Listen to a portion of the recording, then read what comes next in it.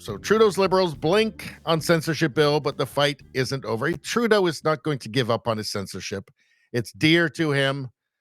Crushing Canadians' rights, basic human rights, like the right to express yourself, is that's one of his missions in life. He's absolutely dedicated to that, crushing dissent. So, breaking news: the Trudeau Liberals blinked on their censorship law, Bill C-63. They haven't canceled it, but they've decided to split it into two parts. They're proceeding quickly on the first part, which includes things like banning revenge porn and sex trafficking. By the way, revenge porn was already banned by Stephen Harper 10 years ago, and CP was banned decades ago. Obviously, those were obviously added to the censorship bill as a distraction from their real purpose. I called it, a Trojan horse bill, right? They put the stuff in that, of course, everybody's against as the face of it, and then hid these absolutely dystopian ideas, these absolutely dystopian laws inside of it. Like, let's take a quick look. We'll do a quick refresher. I've made videos on Bill C-63 where I've actually gone through the bill itself. You guys can find that on my channel. If you're not subscribed to the channel, please subscribe. You can see all of my wonderful, my educational videos. Let's see. What's in Bill C-63 and why are we alarmed? So this is from the British Columbia Civil Liberties Association. So let's see. The parts that we are really concerned about are Part 2, proposes to make several amendments to the criminal code, increasing penalties for hate speech-related crimes, which, eye of the beholder, of course. The worst among these being life imprisonment. I didn't misread that. Life imprisonment as a potential penalty for all crimes and all federal offenses if a new hate motivation offense is attached. It would also introduce a new peace bond that aims to restrict people from potentially hateful behavior, again, in the eye of the beholder, before they have done anything illegal. That's the pre-crime part of the bill.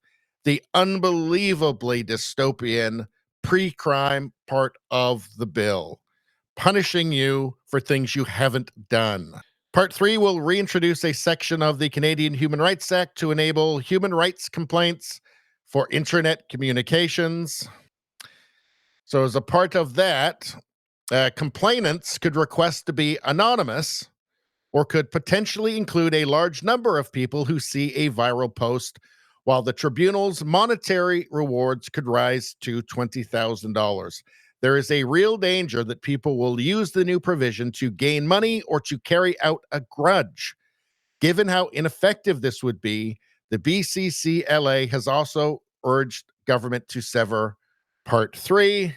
So this is the kind of Stasi informant part of this. So somebody can anonymously complain to a Human Rights Commission, who would then drag you in front of a kangaroo court called a Human Rights Tribunal in Canada, where there's no real evidentiary rules. There's no presumption of innocence. They have a 100% conviction rate for hate, basically anything to do with hate. It's a far left kangaroo court. So they can have you dragged in front of this tribunal, all at your own cost. Meanwhile, the complainant, the person who anonymously complained about you, has absolutely no responsibility. The government takes on all financial burden, right? If you're found that you have, committed a crime against wokeness, and that's really what this comes down to, because these are all far leftist institutions, right? With no objectivity.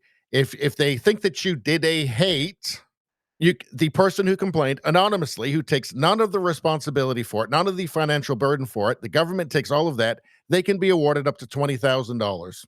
And you can bet right now they will be. Not only that, they don't mention it here, but the government can also get their hand in your pocket for up to $50,000. So somebody makes an anonymous complaint, you go to the kangaroo court, which will find you guilty, and now you're out up to $70,000, not including your own legal fees. And God knows how much that could be. What is this? This is to punish dissent. This is to punish people who dissent against the woke orthodoxy in Canada, in the Canadian institutions, certainly in these kangaroo human rights tribunals, kangaroo courts. This is Trudeau getting activists, far left activists, to do his dirty work for him, his censorship dirty work for him, to intimidate everybody who would dissent against far left orthodoxy, Trudeau's far left orthodoxy.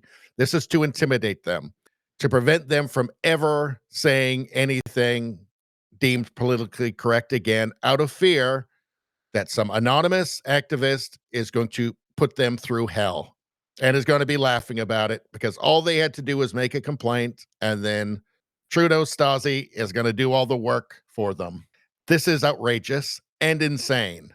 Totally insane. That's not even mentioning the pre-crime part of it.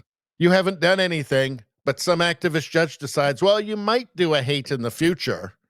So now you've got 12 months of house arrest. And if you don't like that, well, we can just throw you straight into prison. Insanity. So let's go back. Let's see. They say they're going to split off the censorship provisions and go slower on those. This is a win for freedom of speech and the 75,000 Canadians who have signed our petition. But as you can see in the video here, the Liberals still say they're committed to bringing in those censorship provisions, the insane Orwellian censorship provisions. This could be a trick to make us lower our guard. So splitting it off could be a trick. I have personally heard C-63 referred to by several journalists as the, quote, kill rebel bill. So, or in other words, kill rebel news bill. Of course it is, because we're one of the few news outlets that doesn't take money from Trudeau. So we're one of the few news outlets that can't be controlled by Trudeau. I think it goes much wider to just obviously anybody who would dare to say something politically incorrect, according to the woke commissars who are running Canada now in every institution. It's about intimidating everybody, just putting a blanket of fear over anybody on social media. Let's see what, let's watch this. Part 2 of the bill will be the Criminal Code amendments and the Canadian Human Rights Act amendments that deal with the important combat against hatred. These bills will proceed on different tracks. We are putting our important combat against hatred. What does that mean exactly? Well, it's pretty vague in the bill. I can tell you that. Rebel has been quite important in fighting for free speech in Canada. And they've really been on the front lines of it. I mean, the Trudeau regime is constantly arresting their reporters like David Menzies. They just arrested Ezra Levant for trying to do journalism. They're not hiding it. He says here, C-63 will create 3 new different censorship agencies in Canada. It would give the Canadian Human Rights Commission the power to investigate anyone in Canada for anything they post online or have ever posted online in the past. That's the other thing, too. You could have posted something 20 years ago. Doesn't matter. If an activist sees it and sees an opportunity there, you may very well end up being put through legal hell and lawfare by the Human Rights Commission and the Human Rights Tribunals, because some activists didn't like it. It would set up $20,000 bounties. That's a great word for it, bounties. There's an extreme perverse incentive here for people to go after you. Because again, I mean, that's just free money. Why not just make 100, 1,000 claims, right? Oh, one of them sticks. $20,000 bounties for anyone who makes a complaint that's successful. It would give the courts the power to make hate speech restraining orders to stop people from saying things even before they do, even putting them under house arrest.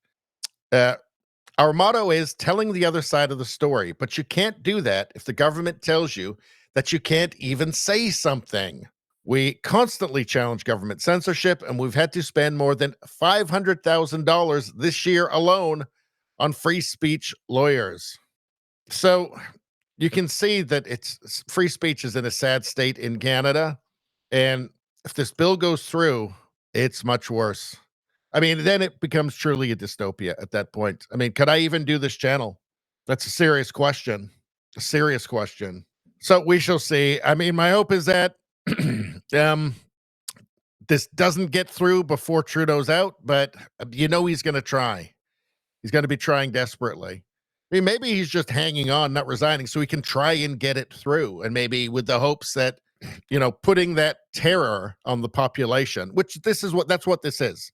This is terrorism against independent thought, against independent media, against any dissident channel in Canada. This is government terrorism against that, right? Maybe he would think that, if he's able to silence enough voices before the next election, he can somehow sneak out a minority government. I don't know, but it's damn wrong. Let's see. Medusa said, I just signed the petition. Stop the censorship.ca. Yeah. Anyway, that's all I'm going to say about that. Please like, share, and subscribe. Subscribing really helps me out. I thank you for that. I will see you next time.